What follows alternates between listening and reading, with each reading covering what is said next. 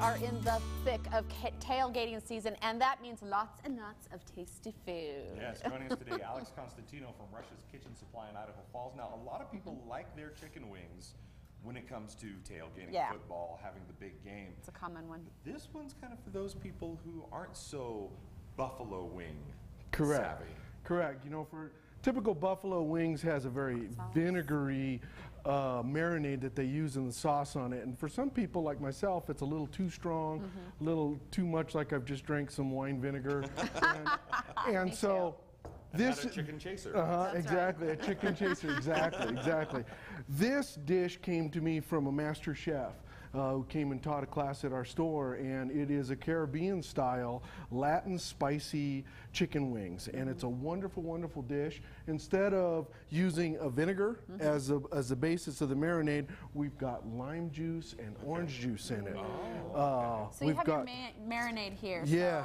We've got a lot of different ingredients in here. We've got toasted cumin seed, toasted coriander. We've got jalapenos so that we can kick up the heat if we want.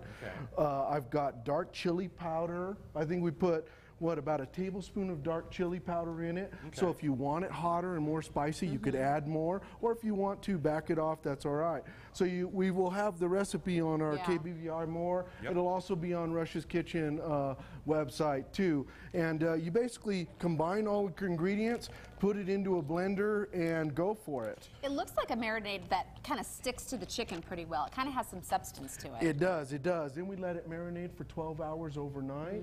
And then we roast them off for 45 minutes in a 350-degree oven, and voila, this is what we end up with. Something that's a little bit different, like you said, perfect for the tailgating and fun.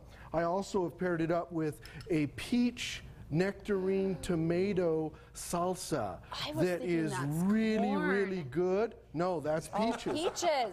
I could see how you thought that was corn. It does. It looked like a corn salsa to me. So again, this is from the Caribbean. It has a wonderful flavor. It's different, but I'll tell you what. Now that's hot and spicy. You want to try it? Okay. I should ask first. Are there habaneros in it? No habaneros. Okay.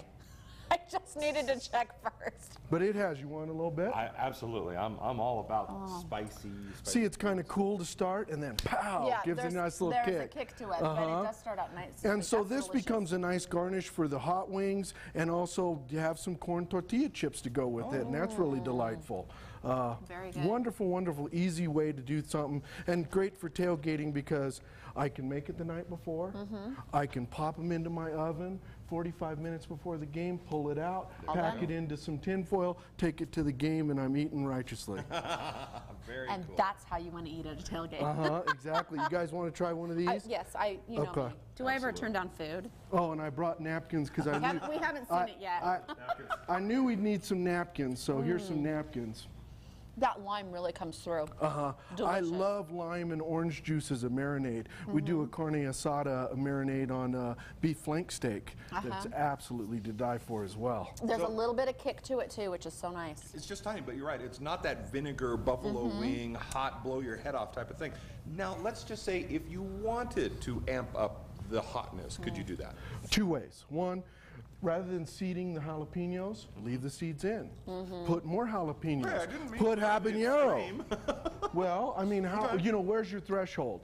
You decide what you want. There's my threshold. I personally would have added another jalapeno to the recipe and left the seeds in, put it into my blender and just pureed it and let it ride. Well, and you know what? This would be delicious too. You wouldn't have to use it as a tailgating dish, but just use it with some like chicken drumsticks or have it for dinner. I mean, this is good. It's fun because it's different. It really is. It has different flavors, but they're so delicious all together. It's nice. And could you take like just regular sized pizzas, like maybe a drumstick about that big, and soak it and like a turkey leg, like you get at the fair? Exactly. You could do it with chicken breasts. You could do this on pork chops.